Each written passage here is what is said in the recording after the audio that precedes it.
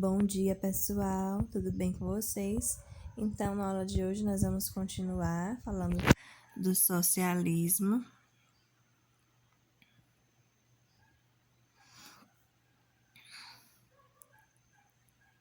E hoje nós vamos falar da Revolução Russa, tá? A gente não vai falar assim muito, tá? A gente só vai ver mesmo o que aconteceu. A gente continuar falando do socialismo, porque a Revolução Russa é mais uma questão histórica e tal. Então, é só para a gente se situar aqui no conceito que ocorreu o socialismo, tá bom? Então, entre o fim do século XIX e o início do século XX, a Rússia era caracterizada como uma monarquia. Desculpa. O governo autoritário das czares pode ser exemplificado pela cruel repressão.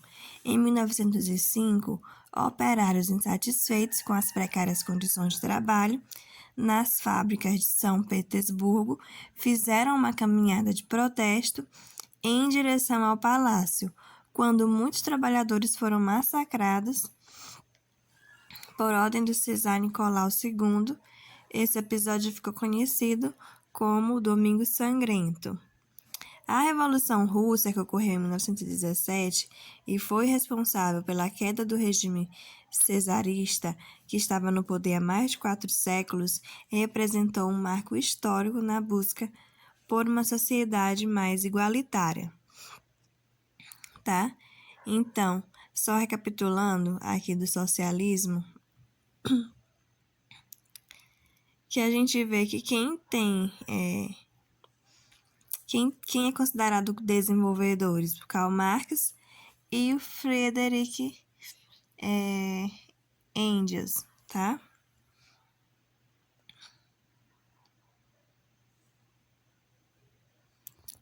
Então, nesse contexto da Revolução Russa, no socialismo adotado pelos países citados, os trabalhadores não estavam realmente no poder. Uma elite burocrática do Partido Comunista controlava o Estado e também os meios de produção, usufruindo de privilégios econômicos não extensivos à classe trabalhadora. Então, apesar de que o objetivo inicial do Partido Socialista, do sistema socialista, foi que os trabalhadores eles estivessem no poder, né? Só que não foi assim que ocorreu, e também ainda até os dias de hoje, onde os países são considerados socialistas, não são os trabalhadores que estão no poder, é uma elite burocrática que formou o Partido Comunista, que controlava o Estado, os meios de produção e usufruía dos privilégios econômicos que nem sempre se estendia à classe trabalhadora. Então, a partir da década de 1970, o regime socialista ele passou a mostrar sinais de decadência. Devido a isso, devido a outros fatores, o parque industrial sucateado e voltado às indústrias pesadas mostrou-se incapaz de suprir as necessidades de bens de consumo da população, como de eletrodomésticos e roupas. A agricultura passou a apresentar baixos índices de produtividade, obrigando o governo a investir em subsídios agrícolas. Então, a combinação desses e de outros fatores levou finalmente ao colapso da União Soviética em 1991, seguindo de sua desintegração em 15 países, com exceção da Estônia, da Letônia e da Lituânia. Os ex-integrantes da União Soviética compõem hoje a Comunidade dos Estados Independentes. Então, o Partido Comunista ele foi um partido político que fundou e governou a União das Repúblicas Socialistas Soviéticas.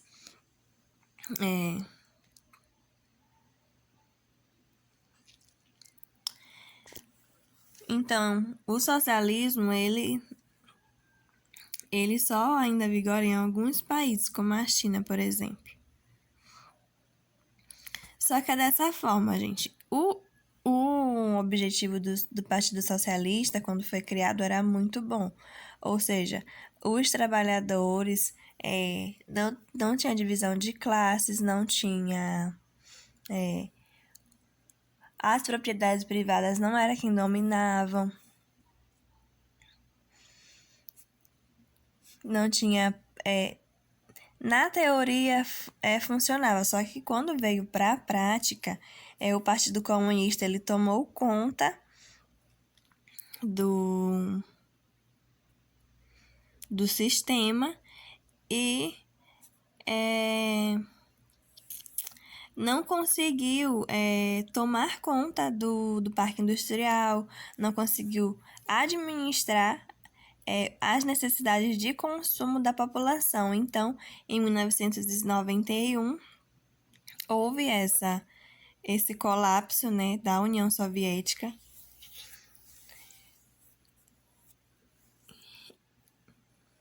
E somente alguns países continuaram com esse sistema em vigor. Então, um desses países foi a China, que após a Segunda Guerra Mundial, em 1949, um grupo de comunistas liderados por Mao Tse-tung promoveu a Revolução Chinesa, que deu origem à República Popular da China. O socialismo instaurou uma economia planificada, serviços públicos de saúde, educação e promoveu a reforma agrária, modificando todo o panorama social chinês, cuja realidade antes contava com grande parte da população vivendo em situação miserável. No entanto, o Partido Comunista Chinês passou a interferir em quase todos os aspectos da vida da população. Costumes ocidentais e até livros foram banidos de milhares de pessoas que se opunham ao regime, foram perseguidas e mortas. Então, o sistema comunista, socialista, ele entrou para fazer uma coisa boa para a população, só que depois acabou se tornando tão severo quanto qualquer outro regime, qualquer outro sistema, tá? E na China, muitas pessoas morreram, as pessoas que se opuseram a esse regime foram perseguidas e mortas.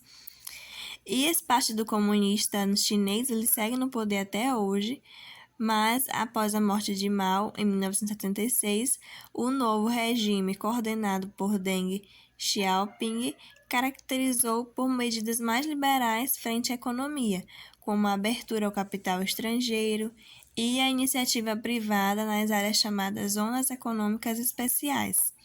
Então, dessa forma, a economia chinesa foi conquistando espaço na produção mundial de mercadorias. Tá? Então, hoje a gente vai ficar por aqui. Na semana que vem, a gente vai iniciar a falar do mundo bipolar, onde nós vamos falar da Guerra Fria, tá certo? Que envolveu esses dois sistemas econômicos. Tá? Então, dúvidas até aqui podem mandar, tá ok? Sobre esse sistema.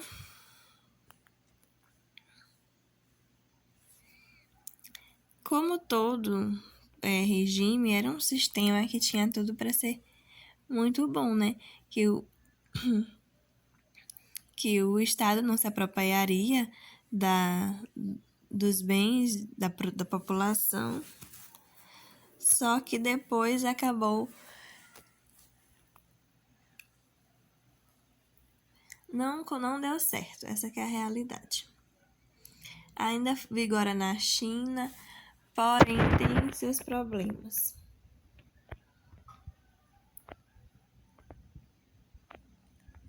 Como atividade para vocês, a gente pode estar fazendo. Vocês podem estar